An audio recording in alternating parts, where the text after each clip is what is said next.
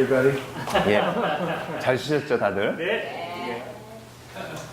I hope you've gotten lots and lots of sugar as we've gone along. 설탕을 좀 많이 드시고 오시길 바랍니다.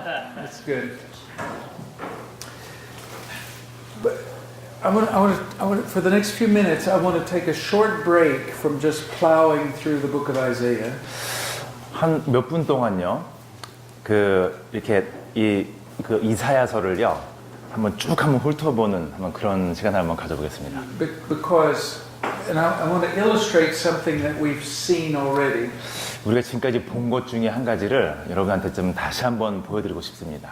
So what we've begun to see already is that the book will use an image or an idea, and then it will come back to that same image or idea later, but in a slightly different way.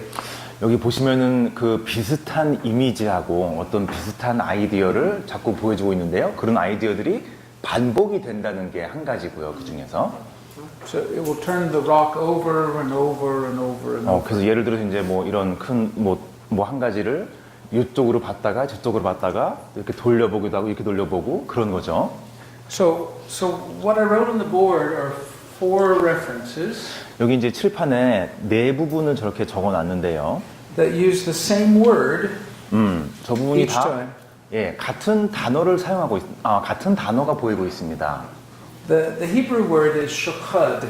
히브리어로 쇼하라고 부르는데요. 쇼하.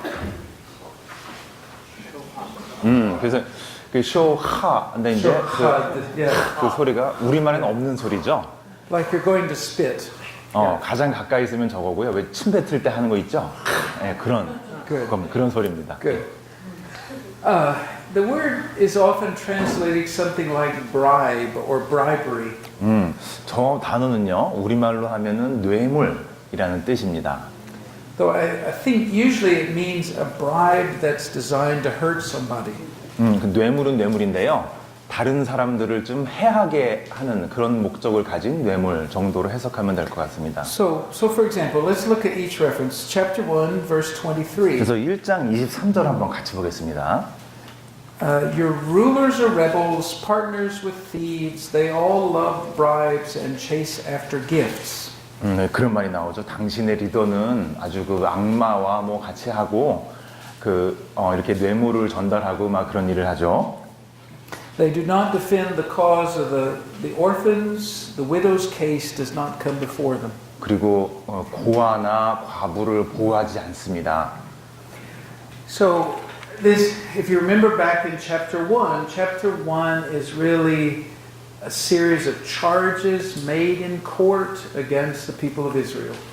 그래서 1장을 여러분 다시 한번 생각해 보시면요. 1장에서는 그 이스라엘 사람들이 얼마나 나쁜 짓을 했는가 그거에 대한 어떤 고발적인 요소가 있습니다. And one of the worst aspects of their culture is the corruption of their leaders. 또한 그 당시에 가장 나쁜 것 중에 하나가 그 당시에 그 리더가 있지 않습니까? 좀 부패한 거죠. 그런 부패한 리더 가장 나쁜 것 중에 한 가지였습니다. And I'm glad nobody has that problem anymore in the world today, right? 아마 그런 문제는 더 이상 없죠 이 세상에. 농담이십니다. 농담이죠. 예. So we all laugh nervously. Yeah. 그래서 웃으면서 이제 그러지 않길 바랄 뿐이죠, 그렇죠? 예. Now, chapter 5, verse 23. 그 다음 거 보겠습니다. 5장 23절이죠. We'll start in verse 22. 22절부터 보겠습니다. 5장이요. Woe to those who are heroes at drinking wine and champions at mixing drinks. 거기 보시면요.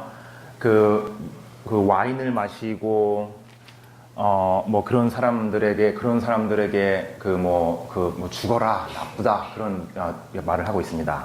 Who acquit the guilty for a bribe but deny justice to the innocent.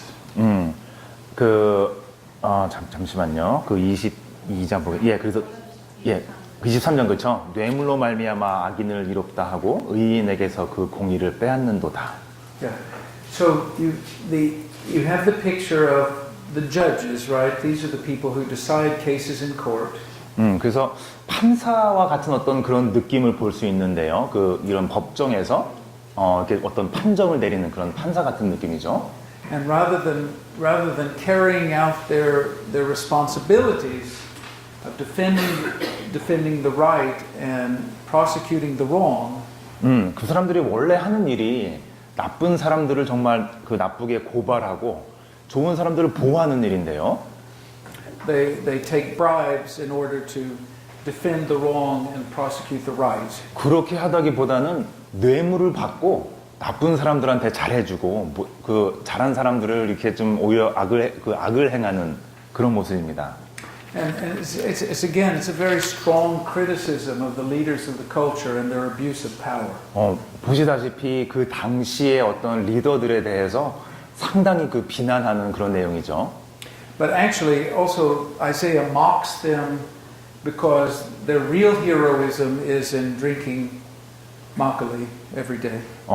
물론 이제 그 당시에 실제 그 영웅처럼 그 보였던 그런 사람에 대해서 그 뭐 비난하는 얘기죠. 왜냐하면 그 사람이 항상 그 막걸리나 마시고 그런 사람이기 때문에. Or shoju, maybe. 뭐 소주나 막걸리나. And that's really their only accomplishment is their ability to drink a lot and then cheat people. 정말 그 당시에는 그 사람들이 정말 하는 일이라고는 술 마시고 딴 사람들을 해하고 그런 일밖에 없었답니다. But I think there's something else to that because in chapter 1 it says they are the friends of thieves. 근데 또 거기 다른 부분이 또 있는데요. 1장을 보시면요. 그 리더들이 도둑들의 친구다라는 부분이 있습니다. And in chapter 5 it says they drink, but you ask yourself, do they drink by themselves or are they with other people when they drink? 또한 5장에서는 그 사람들이 술을 많이 마신다고 나오는데요. 술을 마실 때 과연 혼자 마실까요? 친구들과 같이 마시겠죠?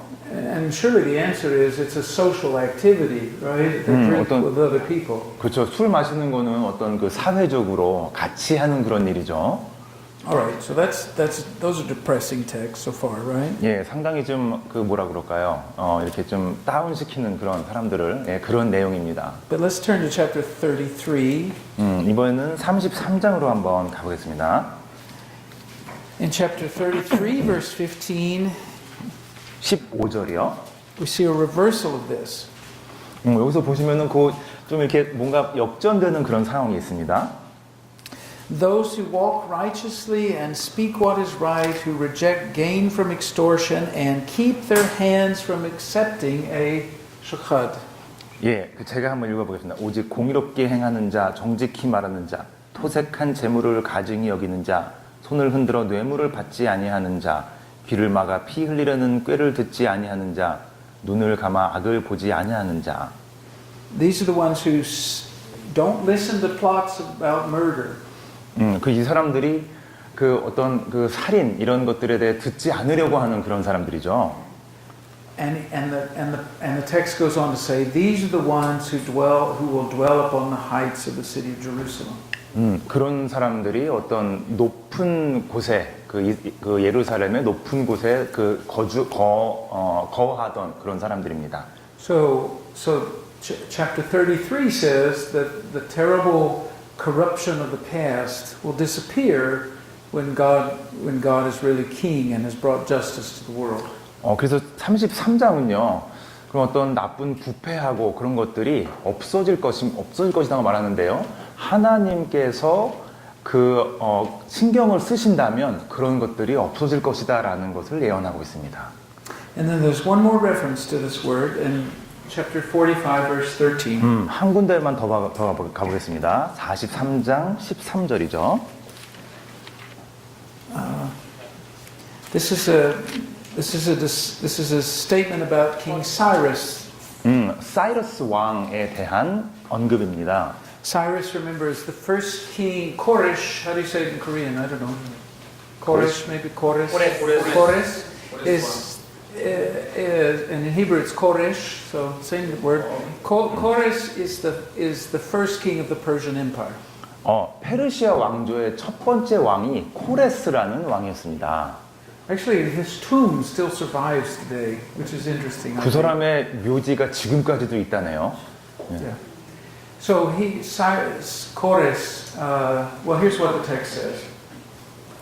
I will raise up Kores in my righteousness. I will make all his ways straight. He will rebuild my city, namely Jerusalem, and set my exiles free, but not for a price, a shchad, same word, or a reward, says the Lord. 예, 그 13장 그 45장 13절 보시다시피 내가 공의로 일으킨지라 그 코레스 왕을요 그의 모든 길을 곧게 하리니 나의 성읍을 건축할 것이며. So in this text is about a good ruler, a good king. 물론 이 부분은 좋은 왕에 대한 이야기입니다. And the good king does not accept money under the table. 물론 좋은 왕은요 왠지 그 책상 밑으로 돈을 받거나 그런 일을 하지 않습니다. Rather, he uses his own money to benefit other people. 그러기보다는 자기 자신이 갖고 있는 자신의 돈을 이용해서 다른 사람을 이롭게 하려고 하죠. And now this is just a tiny little sample of how the book of Isaiah takes the same theme and uses it in several different places. 이게 하나의 어떤 예인데 어떤 예냐면 이사야서에서요 같은 그 어떤 소재를 가지고 나쁜 사람을 얘기하거나 또는 좋은 일에 대해서 얘기할 때 이런 식으로 하는 것을 보여줍니다. But I think it's interesting because political corruption was not unique to ancient Israel. 이게 또 흥미로운 이유는요 이스라엘에서만 그런 정치적인 부패가 있었던 것이 아니죠. 그래서 지금도 그런 일이 뭐 만연해 있습니다. I mean, I know we have that in America, and I've heard that it might occasionally happen in Korea. 미국에서는 당연하고요. 아마도 한국에서도 가끔씩은 일어나지 않을까요? 싶죠. I could be wrong about that last part. I don't know. 잘 모르겠지만요. 뭐 당연히 항상 일어나고 있는 일이 아닌가 생각합니다. But really, it's an even bigger discussion than just political corruption. 물론 당연히 그 단순히 정치적인 부패에서만 지나지 않는 그런 이야기입니다. It's really a theme about what makes a good leader. 이것은 어떤 얘기냐면요.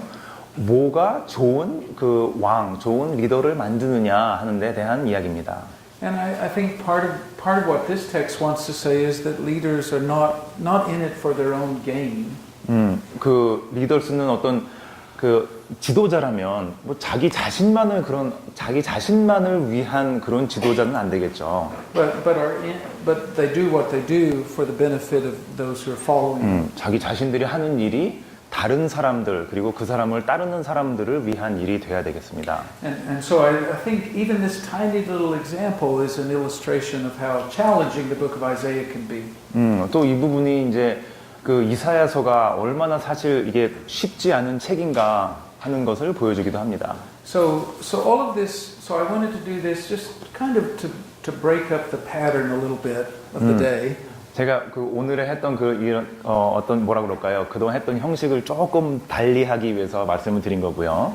I realize that bribery is not the most happy topic to talk about. 당연히 뇌물 이거는 뭐 그렇게 좋은 토픽은 아니죠. But if we need a happier topic, we may just sing for a while or something. I don't know. We'll do something 근데 else. 행복한 이야기를 하고 싶으면 아마 노래도 불러야 되지 않을까요, 좀? Anybody want to say anything about any of that? 혹시 이 부분에 대해서 뭐 하시고 싶은 말씀 있으세요?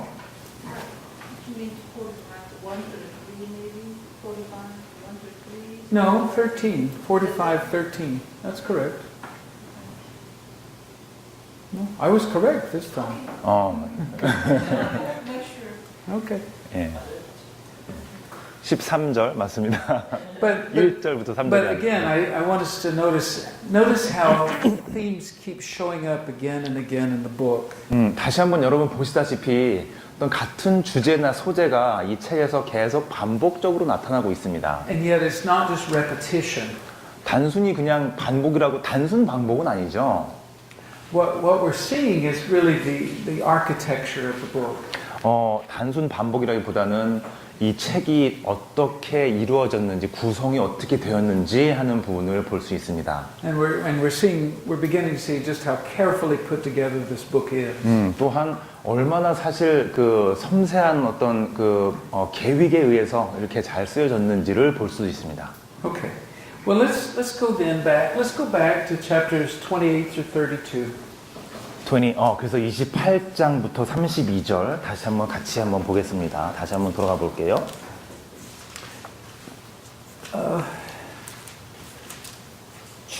Chapters 28, 29, 30, and 31 have a series of shorter texts that start with the Hebrew word hoi. 그 28장, 9장, 30장, 31장 보면요. 그 호이라고 하는 그 히브리어 단어로 시작하는데요. Which in English translations is often translated as woe.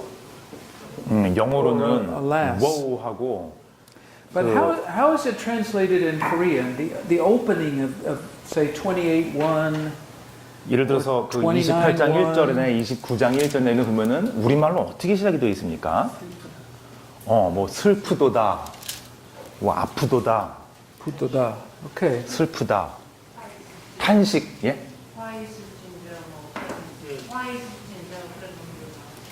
과이스. 경고하는 거. 예, 예, 경고, 예. 예수님도 그런 표현을 쓰시군요. 예, 예. Okay. And so the way this works is you see this opening several times. Chapter 28, verse 1. 이런 식의 어떤 시작을 여러 번 볼 수 있죠. 여러 번 볼 수 있습니다. 28장 1절도 그렇고요. Chapter 29, verse 1. 그렇죠. 29장 1절도 마찬가지고요. Chapter 29, verse 15. 29장의 15절도 그렇죠. Chapter 30, verse 1. 30장 1절. And then chapter 31, verse 1. 그렇죠. 31장 1절. And I think that's it. So you have this same opening again and again. 그럼 이렇게 똑같이 시작하는데 이렇게 똑같은 시작이 몇 번 나옵니다. Actually, the English translation is not quite right. 또한 그 영어 사실 그 번역도요. wow라고 하는 번역도 그렇게 정확하지는 않습니다. It doesn't necessarily mean woe. It means something more like hey. 그 wow 뭐 아주 그냥 그런다기보다는 hey, 야 잠깐만, 약간 이런 뜻이죠. Yeah, pay attention. 내 말 좀 들어봐, 잠깐만, 뭐 이런 뜻입니다. 예. Yeah. How do you say it in Korean? 잠깐만 있어봐, 잠깐만. Okay. Okay. Good.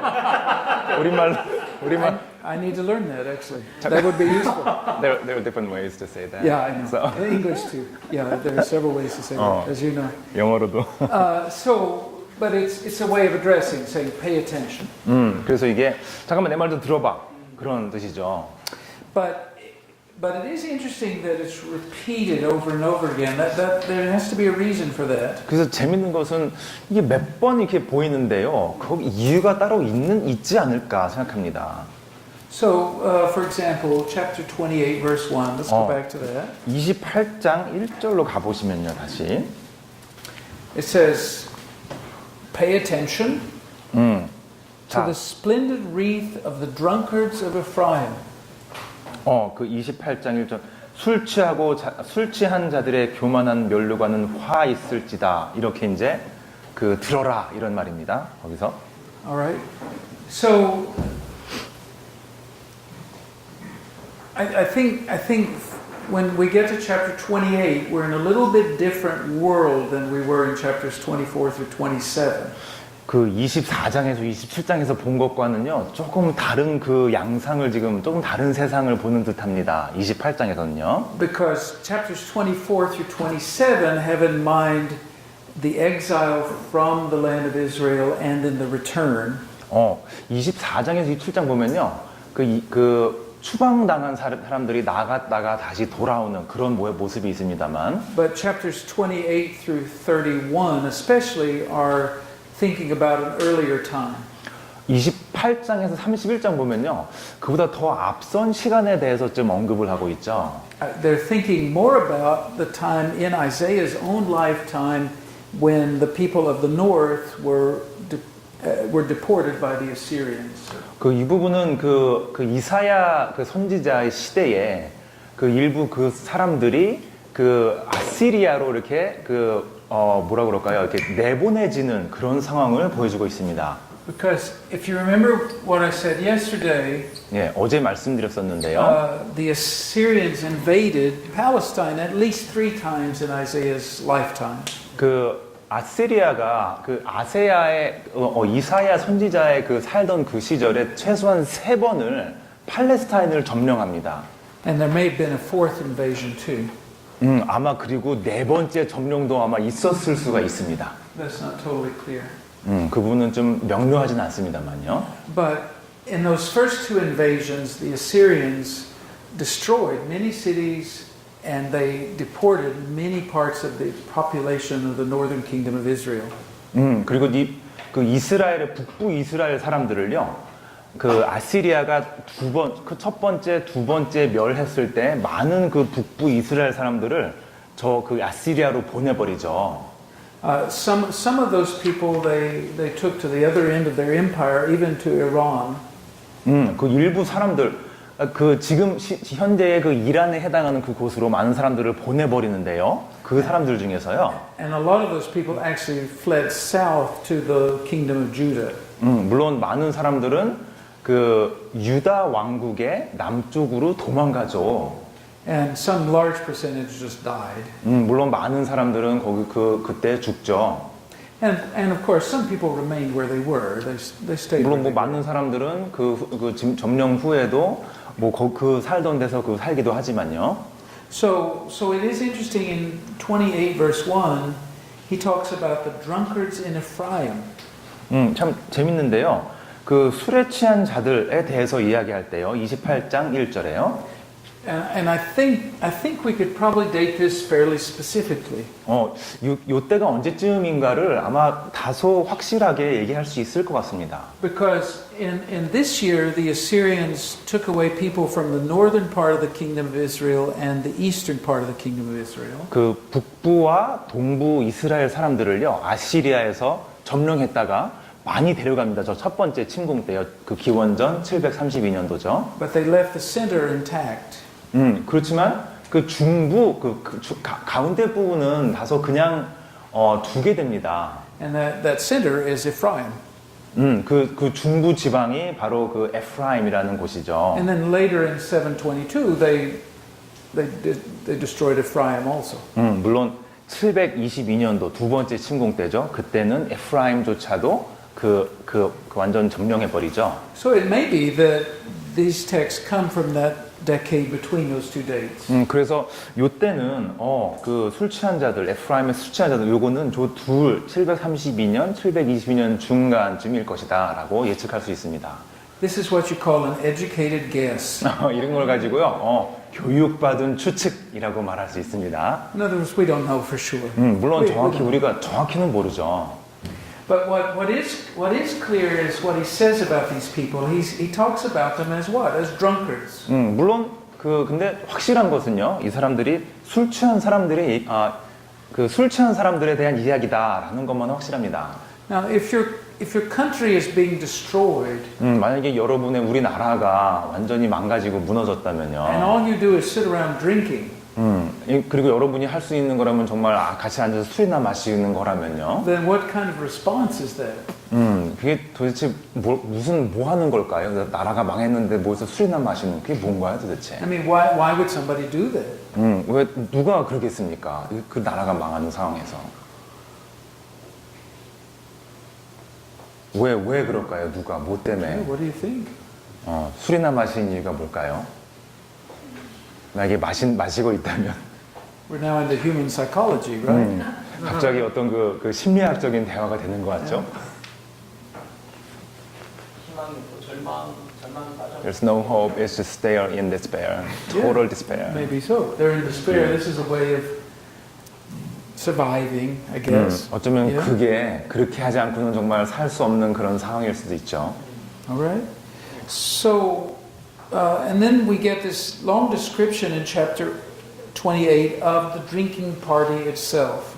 또한 그 술 마시고 그런 파티나 벌이고 술이나 마시는 그런 거에 대해서 또 그 묘사를 하고 있는데요. And it's the image of what's after the party. 또한 그 술 마시고 그게 하고 나서의 어떤 모양인가라는 거에 대해서 나오죠. So for example, look at verse 7. 7절 한번 보시겠습니다. 28장 7절입니다. Yeah, the priests and prophets stagger from beer and are confused by the wine. 제사장과 예언가들도 다 술 마시고 비틀거리고 It says they even stagger when they're seeing visions. 그 비전을 볼 수 있는 그런 걸 할 때마저도 잘 못하죠. 술에 취해서. And so there's really even some question is the prophet really seeing a vision or has he just had way too much to drink? 그 당시에 그러면 이 예언가가 정말 비전을 보았던 것일까요? 아니면은 뭐 너무 많이 마셔도 볼 수나 있었을까요? And then the text gets even more disgusting. I'm going to let you read that for yourself. 그렇죠. 여러분이 읽어보시면 알겠지만 그는 정말 만신창이가 되는 그런 모양이죠. So now everybody's turning to look at what the next verse says. That's okay. Yeah. 여러분 다음 절에 무슨 얘기가 나오는지 아시죠? Yeah. No, it's very disgusting. 예, 아주 그냥 좀 약간 구역질 납니다. 다음 절에 8절 보시면요. And so he says this is what life has come to for you folk. For you What came to? people. What came to? I'm sorry. This is what life has resulted in for you people. 이 당시에 이 사람들이 결국엔 어떻게 되었는가를 보여주는 그런 장면입니다.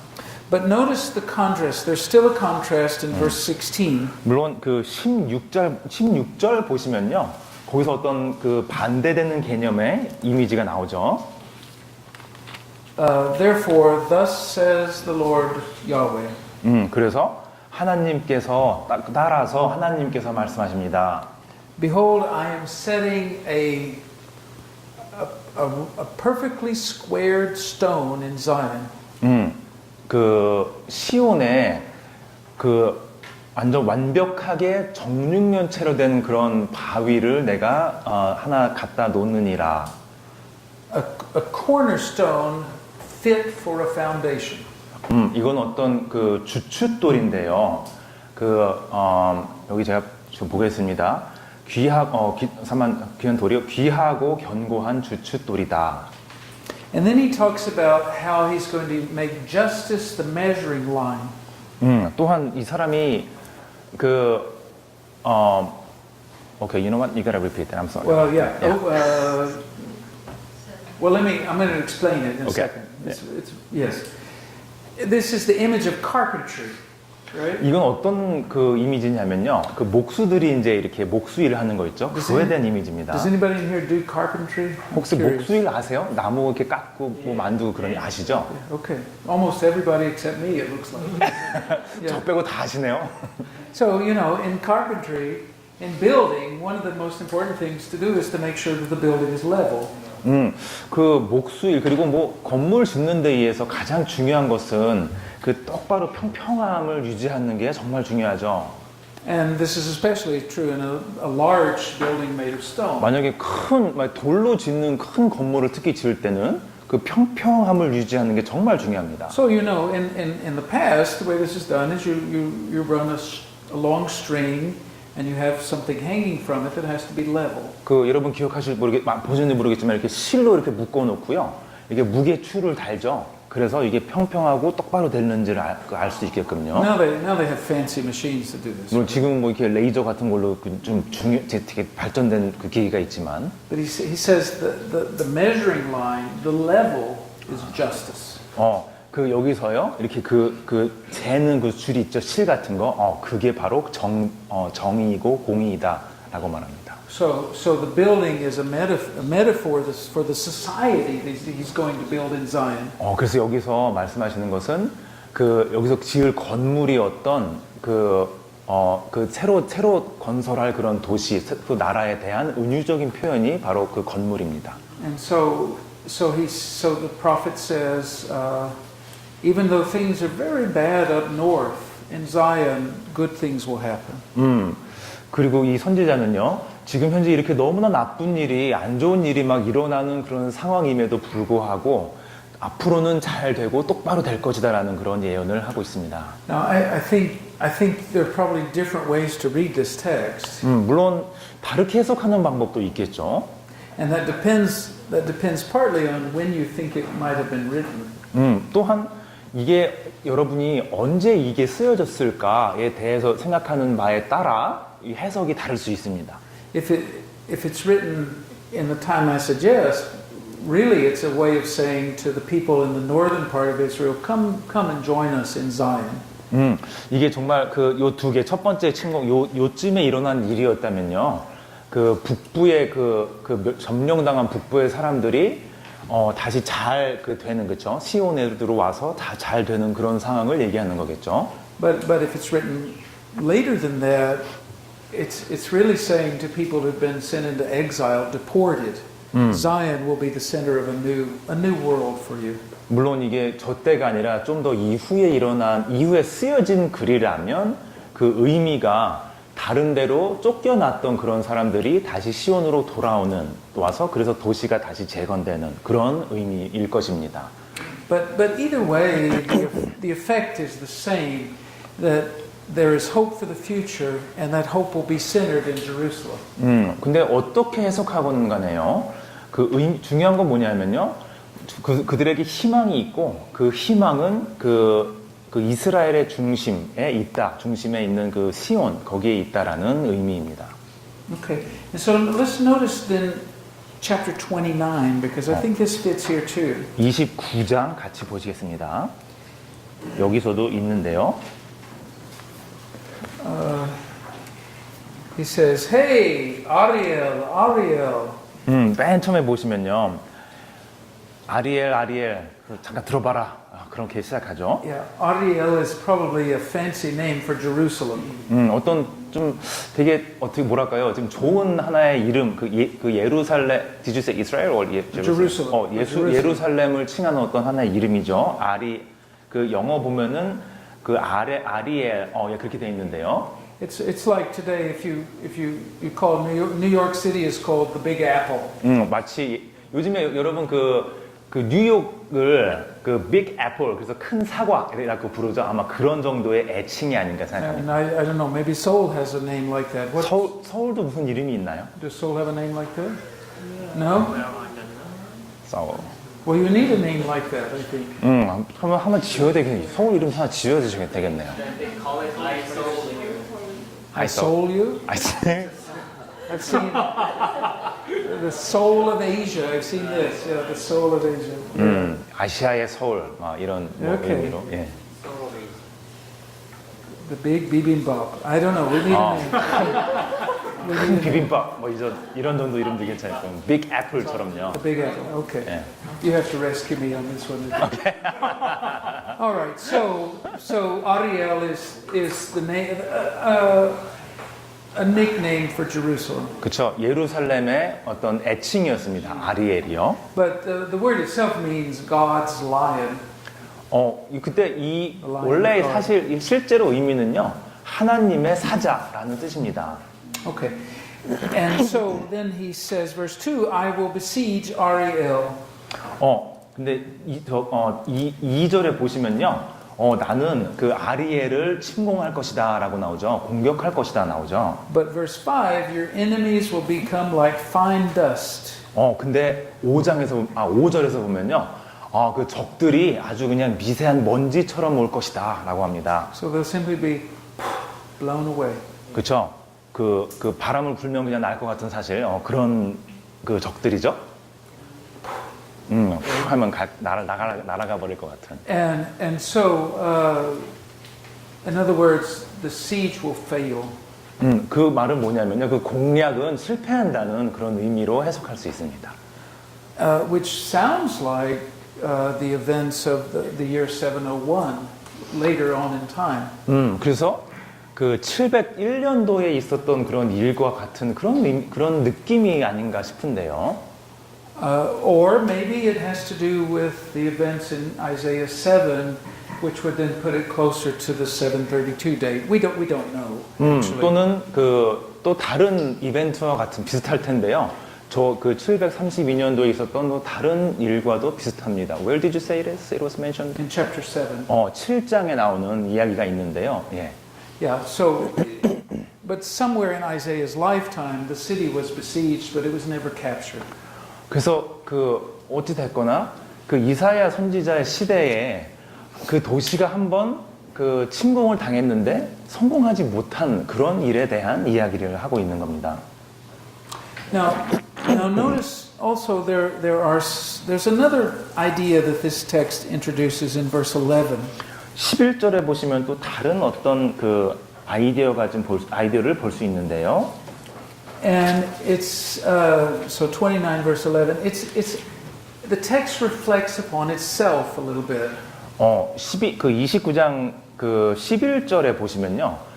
이 책에 나온 그 이야기를 다시 한번 어떻게 그 반영하는 그런 내용이 나옵니다.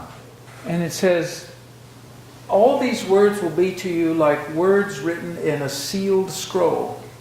이런 모든 일들이요.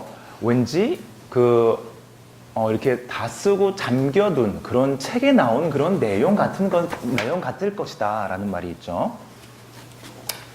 If I hand to you, and the image is, I hand to you a piece of, 이게 어떤 의미냐 같냐면요. I hand you a scroll, 만약에 저렇게 이제 돌돌 말아서 준 종이를 하나 and I say, read it. 전달해 주면서요. 읽어라. 딱 하죠. And you say, I can't read it because it's closed. 근데 받는 사람이 난 읽지 못하겠어요. 왜냐하면 꽉 잠겨 있네요. 봉해져 있네요.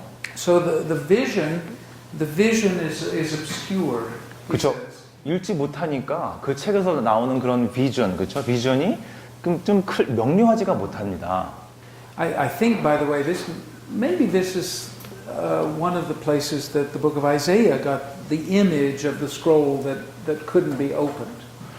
그래서 이사야서에서 어떤 그런 그 예언이 있긴 있는데 이걸 볼 수 없는 그런 예언을 보여주는 그런 하나의 예죠.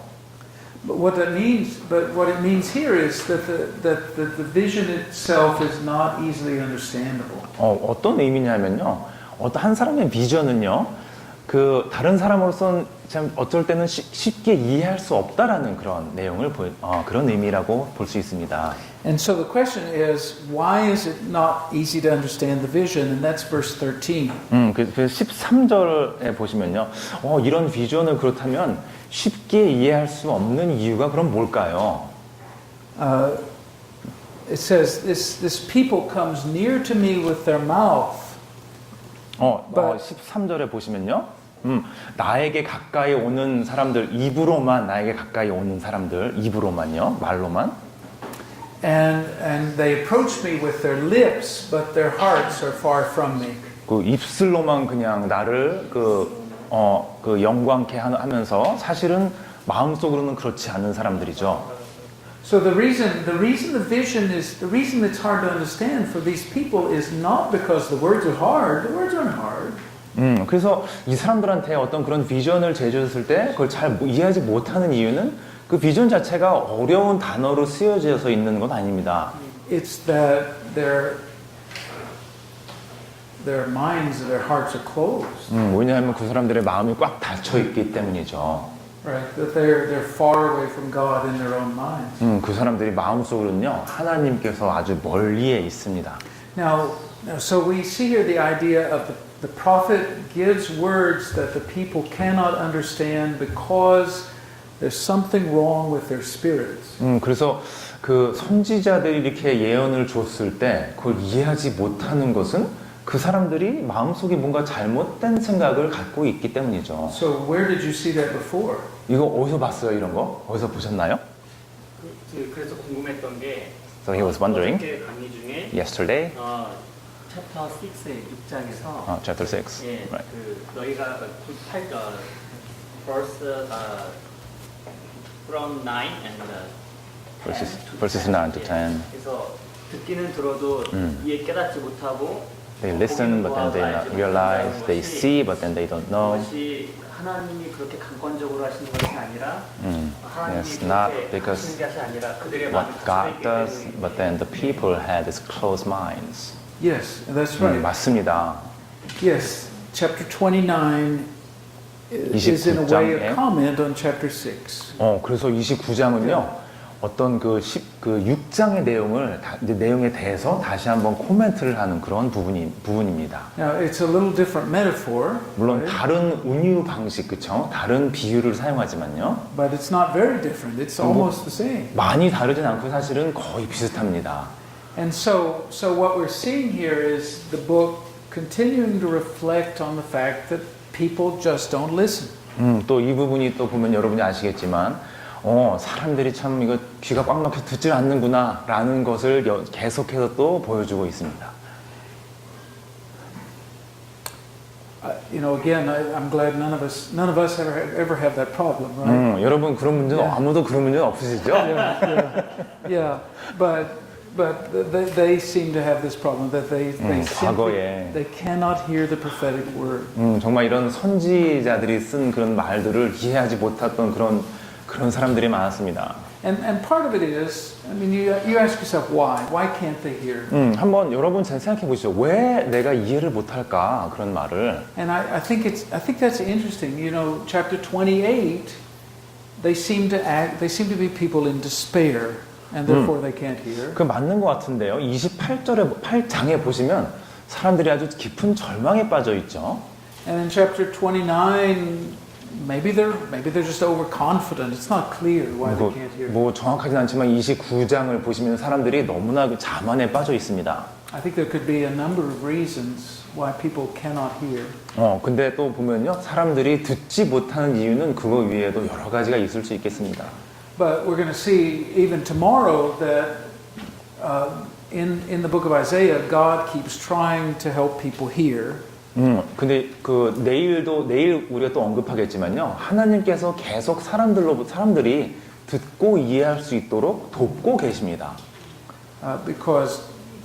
Just because they refuse to listen doesn't mean God has to quit talking. 근데 물론 사람들이 듣기를 거부하고 못 듣는다고 해도 그 말이 그 하나님께서 도와주기를 멈추는 것은 절대 아니죠. All right. So we have, and then in chapters 30 and 31, another idea is introduced. 그렇죠. 30장, 31장 보면요. 또 다른 아이디어가 또 저기서 소개되는 걸 알 수 있습니다. And we can really just summarize it in one sentence. 한 문장으로 압축할 수가 있는데요. And that sentence is, don't put your trust in Egypt. 그 한 문장이 뭐냐면 이집트를 신뢰하지 마라라는 문장입니다.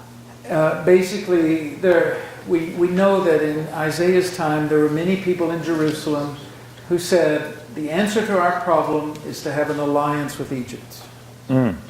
그 예루살렘 시대의 문제 중에 하나가 이집트하고 어떤 동맹을 맺은 것에 대해서 큰 문제를 삼고 있죠. Because Egypt in this period is still the culture that has this tremendous reputation in the world. 그때 그 당시에 이집트의 어떤 문화, 이집트의 발전상은요, 전 세계적으로도 아주 우월한 그런 문화였습니다. But in fact, militarily and economically, it was a fairly weak state at this period. 근데 그 군사적으로나 어떤 경제적으로 그렇게 강력하진 못했죠. It's like at the end of the Second World War. 왠지 그 2차 대전의 끝부분에 대한 그런 그 의미의 그 이미지랑 비슷할 텐데요. When the Americans talked about the British Empire, 미국에서 영국의 그 영국 왕조에 대해서 얘기할 때 the line was they only had admirals and marching bands. 보면요. 그 사람들은 이렇게 막 뭐 군악대 같은 거, 군악대나 있고 리더나 있을 뿐이지 그 정도죠. Which sounded funnier in my own head than it really was. 막 지금 생각해보면요, 군대 가라고 이제 보니까 그거밖에 없네. 좀 우습죠. Yeah. The point is, they used to be important, but they no longer are. 그 어떤 뜻이냐면 전에는 그래도 막강했는데 지금 보니까 별거 없다. 뭐 이런 의미입니다. Right. Yeah. So the prophet says, don't trust in Egypt. It won't help you. 그래서 이사야가 말합니다. 이집트를 믿지 마라. 그게 우리를 도와줄 거 같냐? 안 도와줄 거다. But I think that there's something more than that here. 물론 좀 더 깊은 생각을 해보면요. It's not just about political math. 물론 정치적인 어떤 그런 그 계산만은 아니죠. I think the prophet is saying, don't put your trust in human powers, because in the end they will fail. 그래서 결과적으로 얘기하는 건 뭐냐면 사람이 갖고 있는 능력, 사람의 힘을 믿지 마라. 왜냐하면 결국은 그것은 망할 것이다, 멸할 것이다. 그런 말이죠. Instead, put your trust in the one power that will not ever fail, and that is God. 그 대신 그 절대 사그러지지 않을 그런 힘, 하나님을 신뢰하고 믿어라. 그런 의미입니다. So I think that's chapters 30 and 31. Trust God, don't trust Egypt. 그래서 30 Did you say 30 and 31. 그죠. 30, 31장은요. 사람을 믿지 말고 하나님을 믿어라라는 게 주제입니다. All right, so I want to do just a little bit about 32, and then we will break for lunch. 32절의 이 장에 대해서 좀 더 얘기한 다음에요. 그 다음에 점심 먹으러 가겠습니다. This will be a great place for us to stop. 거기서 딱 멈추면 This 좋을 is a 것 very 같아요. happy text, I think. 32장은 참 왠지 좋죠. 기분 좋은 So 이야기입니다. So the prophet envisions a future in which he says a king will reign in righteousness. 그래서 그 선지자가 말합니다. 그 미래에 그 왕이 이렇게 나라가 번성하게 될 거고 공정한 그런 나라를 만들 것이다. 그런 말을 합니다. He's described all along rulers who are corrupt and inefficient and untrusting of God. 뭐라 그럴까요? 이렇게 힘도 없고 아주 부패하고 하나님을 믿지 않는 그런 왕들에 대해서 좀 비난을 했었는데요. But now he says, in the future, that's not the way the rulers will work. 근데 여기서 말합니다. 근데 훗날에는 그렇지만은 않을 것이다 라고 말합니다. And so he expects a human king who will bring about justice to the land. 그래서 이 사람이, 그 이사야 선지자는 그래서 인간의 왕도 사람들에게 공의를 가져올 것이다 말합니다. And you notice the imagery he uses. 거기서 그 이미지를 이렇게 사용하고 있는데 한번 그 부분을 한번 주시해 보십시오. He says this ruler will be like a shelter on a hot day. 그 왕이 그 쉘터 하테 같은 거일 텐데라고 하는데요. Yes, or in a windstorm. 그게 어떤 그쵸 바람 폭풍 같은 그럴 Or 텐데요. it's like you're walking through the desert and suddenly you find a pool of water. 이게 어떤 그쵸 사막을 걷다가 어느 순간 갑자기 그 물이 이렇게 딱 있는 Yeah. So this coming ruler will be a refreshment to the people of Israel. 그래서 이스라엘 사람들에게는 하나의 그 refreshment 같은 아주 너무나 신선한 뭔가를 제공하게 될 것이다. 그런 의미죠. And then he talks about how he paints a series of contrasts between the good rulers and the bad rulers.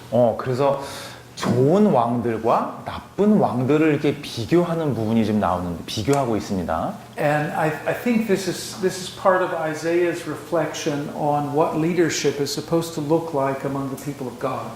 그리고 그 하나님의 사람들 사이에서 만약에 왕이라면 어떻게 왕이 처신해야 되고 왕이 이렇게 해야 된다라는 그런 이사야 선지자의 생각을 보여줍니다. I think that the basic idea is that the conduct of the ruler should fit the goals of the community. What of the ruler? The conduct of the ruler. 예. 그래서 그 왕의 어떤 그 왕의 행실이나 이런 것들이요. 그 당시에 또는 그런 것들에 맞아야 된다. 그 좀 정당해야 된다. 그런 뜻이죠. And so if the community is the people of God, 그래서 이제 그 사회가 만약에 하나님의 사람들로 이루어진 그런 사회라면요. then the ruler should behave in ways that bring glory to God. 그래서 그 사회의 왕은 하나님께 영광을 돌릴 수 있는 그런 행실을 그런 정치를 피워야 된다. 그런 말이죠. Now, in chapter 32, he also notices that things may not be easy for a while. 그 또한 32장에 보시면은 그렇게 쉽지만은 않을 것이다 라는 의미를 또 보여줍니다. Because he goes on and he talks about, he brings back the idea of the cities being abandoned and of the destruction of the land. 버려진 도시 그리고 아주 그 망가진 그런 장소들 그런 거에 대한 얘기를 또 하고 있기 때문이죠. But then he says in verse 16, 그렇지만 16절에 또 보시면요. he says, justice will dwell in the desert and righteousness will live in the fertile land. Something like that. 사막에 그 정의가 들어설 것이고 그 비옥한 땅에 또 공의가 들어올 것이다. 그런 말을 하고 있죠. Now, he's already talked about, in just the verses right before that, he's talking about first the failure of agriculture as the thorns take over, and then the restoration of agriculture. 그 어떤 실패 그쵸? 그 바로 전 그 14절에 보시면요. And then the end. Wait a second, I haven't finished yet. Yeah, okay, sorry. 그쵸. 15절인 것 같은데요.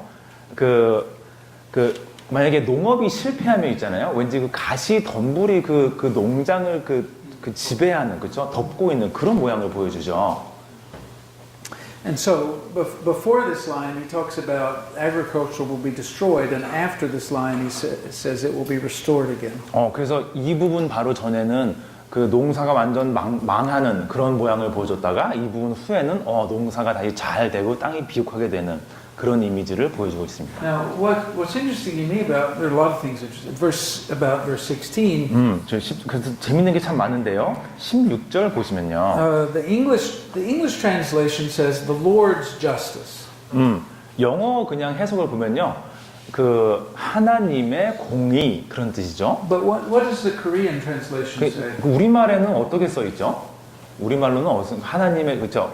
하나님의 공의가 어떻게 해석되어 있습니까? Does it mention God or the Lord? 거기서 하나님 뭐 왕 그런 말이 나오나요? Just justice. Right. 그냥 공의라고만 Right. 나오죠. No, 하나님의라는 말이 없고.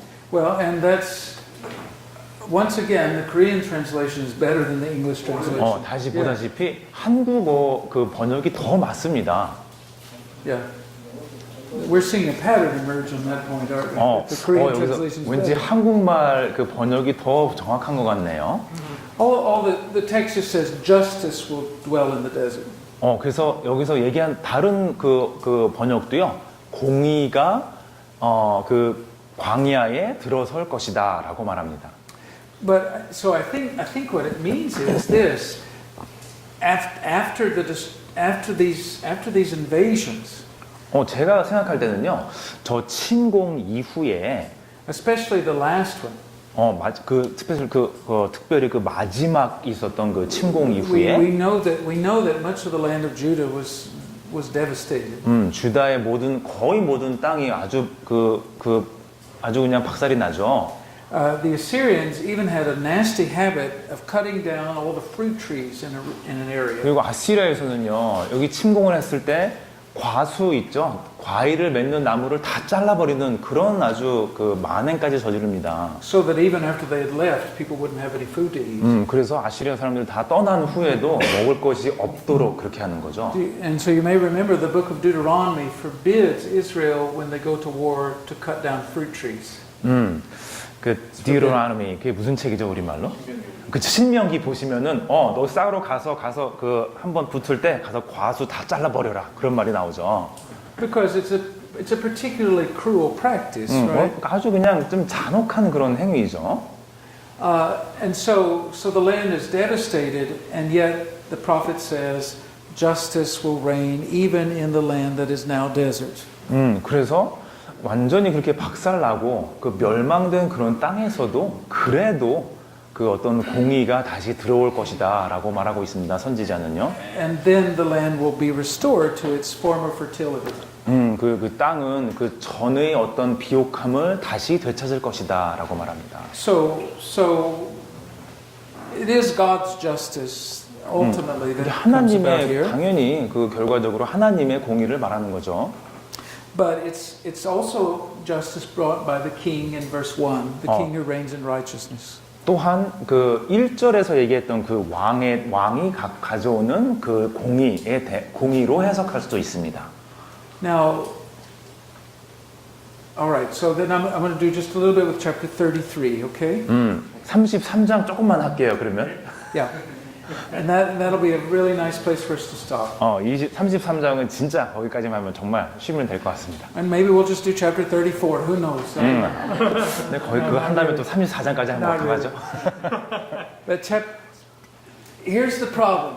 Chapter 32 says a king will reign in righteousness. Right? 이 문제가 있는데 뭐냐면 32장에 보면 그 왕이 어떤 그 공의를 가지고 통치할 것이다. And 그렇죠? in the rest of the verse, it mentions the noble people who lead as well. 그 다른 그 절에서 무슨 얘기냐면은 그 좋은 사람들, 그 사람들이 어떻게 살아가는가를 보여주죠. And that means we must be talking about human leaders. 그걸 보면요, 그냥 사람으로서의 왕에 대한 얘기하는 게 맞는 것 같습니다. But the problem with human leaders, as we've already seen in Isaiah, is that some are better than others. 근데 이제 그 인간의 그 문제, 인간이기 때문에요. 꼭 좋다고만 말할 수는 없죠. For example, Isaiah interacted with King Hezekiah, who was a great and good king. 헤세카이아 왕은 뭐 좋았던 왕이라고 그 이사야 그 선지자가 직접 교류가 있었는데요. 좀 좋았던 왕이다라고 볼 수 있죠. But his son Manasseh was the most wicked king of all. 근데 그 헤세카 왕의 그 아들 아주 그냥 사악한 왕 중에 하나였죠. I mean, this was a man who murdered little babies. 어린 아이들을 다 죽이고 그런 왕이었죠. Right, he was a horrible king. 아주 나쁜 왕이었습니다.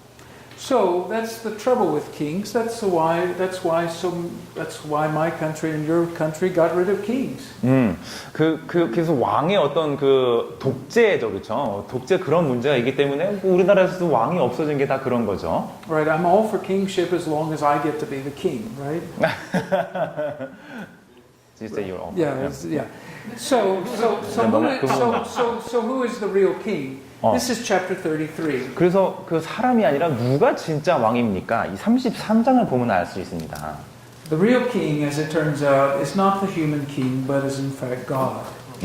진짜 왕은 사람 왕이 아니라 하나님입니다. And so we get to verse 17 of chapter 33. 33장 17절을 한번 같이 보겠습니다. Up till now, the chapter has talked about what God is doing to bring about this new change of situation. 그 17장 전까지 그 33장은요. 그 하나님께서 어떻게 이 좋은 것들을 다시 그 나라로 갖고 오시는가에 대해서 보여주고 있죠. And he says, you will see, your eyes will see the king in his beauty. 당신들의 눈이 그 왕의 아름다움을 보게 될 것이다라고 말합니다. You will see a land stretching far away. 땅 그 영토가 넓어지는 것을 보게 될 것입니다. The king that they see, of course, is God. 여기서 이렇게 그 왕이라고 지칭했는데요. 그 왕은 바로 하나님을 의미합니다. Because Isaiah realizes that even the best human king cannot bring about the world of justice fully.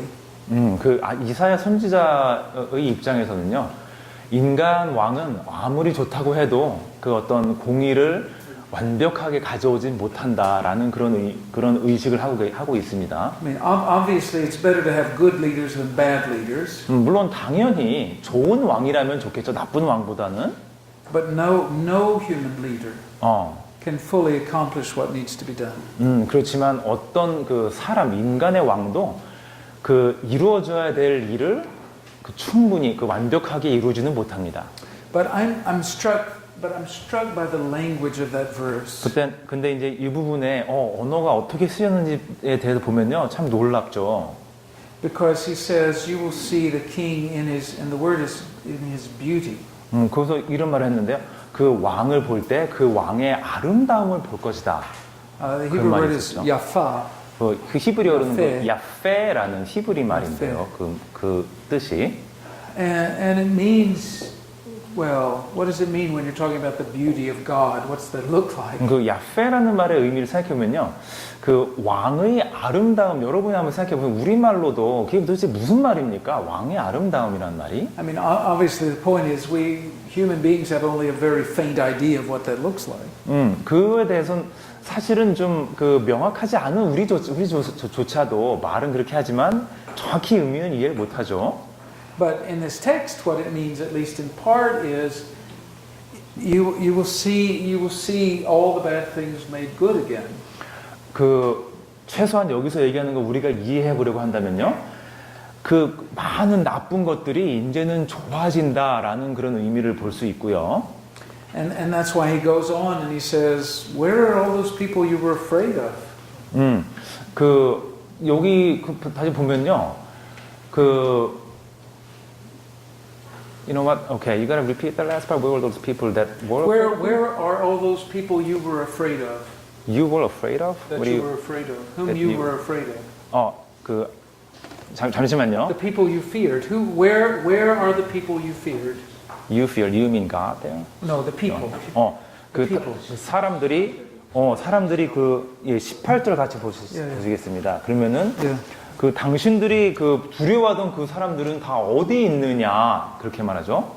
And then he gives a list of people they were afraid of who seemed like the Assyrian generals and leaders. 그래서 그 사람들, 그 당시에 그 이스라엘 사람들이 무서워하던 사람들을 뭐 아시리아의 그 침략자들 그렇죠. 그 사람들 얘기하는 어디 있느냐 그런 말을 하죠. And so he brings out to them a very powerful situation when you realize the enemies are all gone. 무슨 얘기를 하냐면 우리의 적들이 이제 다 갔다라는 부분을 강조합니다. And then you can just relax. 그래서 이제 다 갔으니까 이제 우리 이제 한숨 좀 쉬고 좀 쉴 수 있겠다라는 의미죠. And yet, but I'm also curious. I still want to think about the fact that he says, "You will see the king in his beauty." 그래서 여기서 다시 한번 얘기합니다만, 당신들이 이제 다 무서운 사람 다 갔으니까 왕의 아름다움을 보게 될 것이다라고 말하죠. Because he's saying more than just that the enemies are gone. 거기서 그냥 그 적들이 이제 다 떠났다라는 것뿐만 아니라, He's saying that you will have an experience of God that will be entirely positive. 이제 하나님의 나라를 보게 될 것인데 모든 게 다 좋고 아주 아름다운 것들만 있는 그런 상황을 볼 것이다라고 합니다. So I just want us to keep thinking about that. What does it mean? What does it mean to perceive the beauty of God? 그래서 한번 생각해 보세요. 그 하나님의 아름다움을 본다, 그 이렇게 인지한다는 것이 도대체 무슨 의미입니까? 그게 무슨 의미일까요? I think that's a question that probably could keep us awake for the rest of our lives. Actually. 그렇죠. 그 여러분 아마 평생 동안 한번 생각해봐야 될 그런 그 질문이죠. So let's do this then. Let's stop right here. 자, 그럼 여기서 일단 멈춥시다. And I'll ask you to, over lunch, think about any questions or comments you might have about what we've just talked about. 저 지금 이렇게 얘기했던 거에 대해서 식사하시면서 한번 뭐 코멘트가 있다거나 아니면 그 질문이 있는지 한번 생각해 And 보시고요. we'll have a discussion after lunch of whatever we need to talk about. 그렇죠. 식사 후에 또 이제 우리가 같이 한번 얘기를 해보겠습니다. And if you want to have an argument, we'll do that too. 만약에 논쟁거리가 있으면 가져서도 됩니다. Okay, let's take a break. 예, 그럼 여기서 여기까지 하겠습니다.